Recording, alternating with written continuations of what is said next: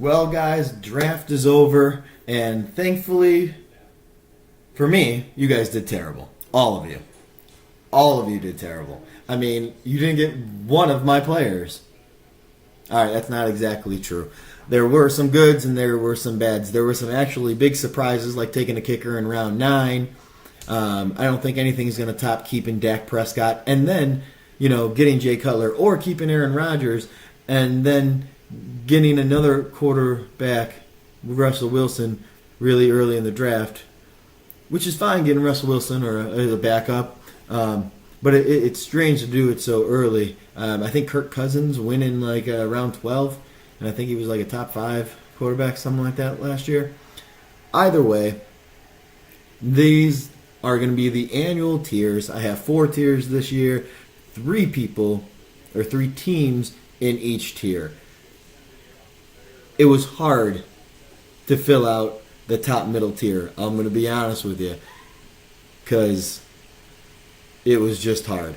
I mean, we have the whole new Dozers division that could just be the bottom tier. All right, actually, there is somebody in that division that's not in the bottom tier.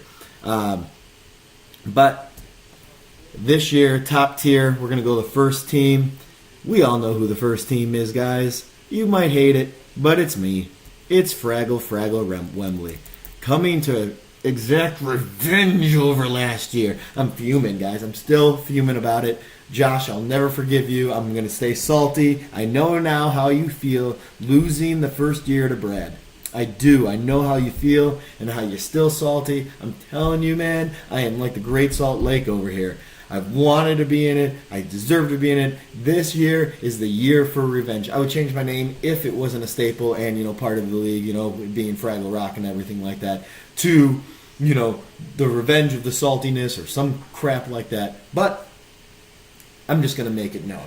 All right? And honestly, Cliff, congratulations last year. It was an amazing run. You really came on in the end of the year.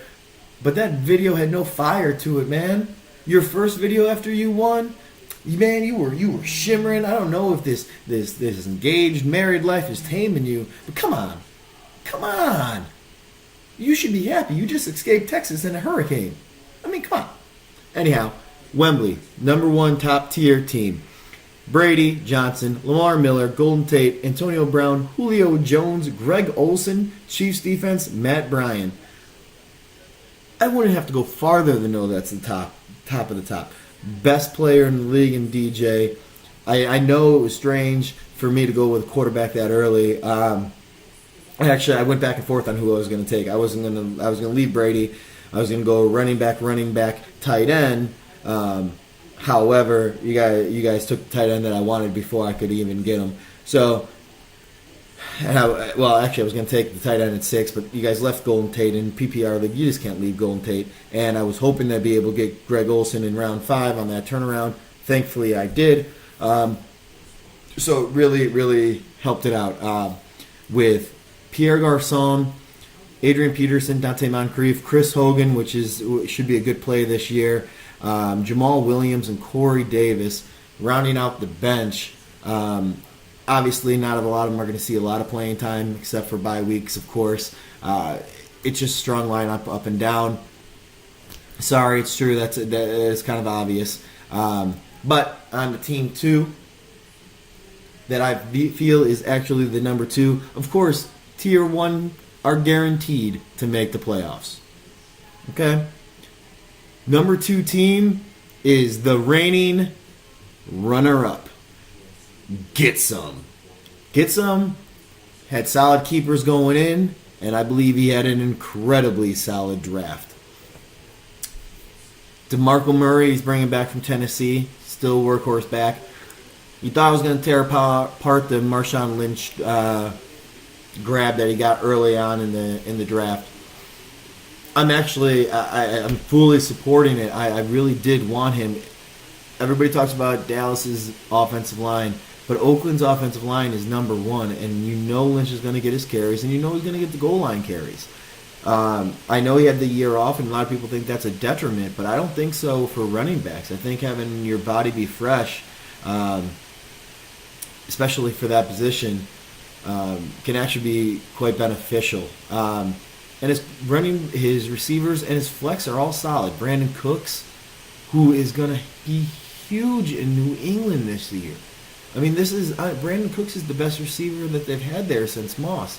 I'm not saying he's anywhere near Moss. I'm just saying he's the best receiver since Moss there, and he's got Tom Brady throwing to him in that pass-happy offense. And Gronk taking away the safeties. DeAndre Hopkins, I know quarterback problems, but still incredibly solid.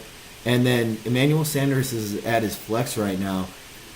Again, Denver don't love the quarterback, but he still had a big year last year with that same quarterback. Now having another year under his belt, it's going to be pretty good for Simeon to have Emmanuel Sanders, and he's going to get his catches. He's a deep threat. He's not going to get a lot of catches, but when he gets them, he's going to rack up the points.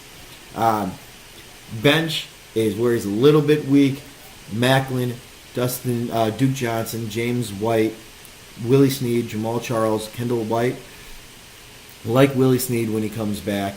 Like James White as a fill-in once in a while. But again, with how solid his starting lineup is, I don't think he's going to be playing with it that much. His strength is in his starting lineup.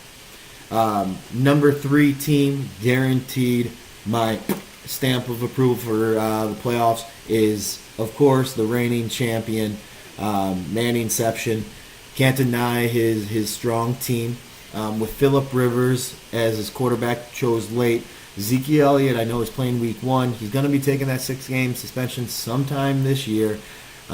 Most think it's going to start in week 2. I know there's tons of legal jargon out there and making this giant fuss about it. It's going to be 6 games. That's going to hurt his team. That's why he's number 3 too. Carlos Hyde, love Carlos Hyde. You know I'm a 49er fan. And I think he'll be rejuvenated in that offense. However, his style of running, I don't really think fits it.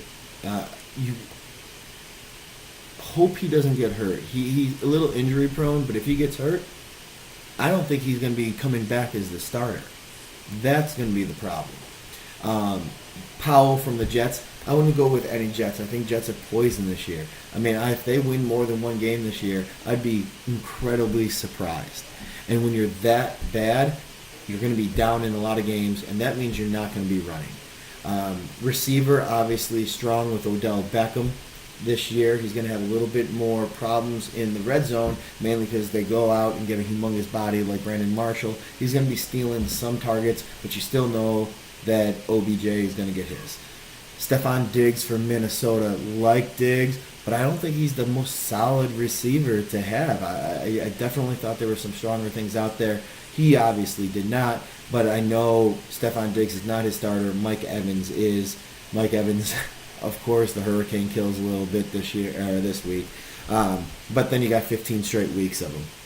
So, anyhow, bench, C.J. Anderson, Darren McFadden. So he's got his own handcuff when Zeke is out.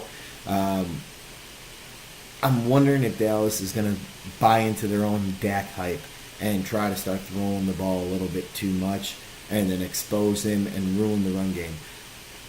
With that offensive line, you'd think not. They're still going to be good. They're still going to put up points.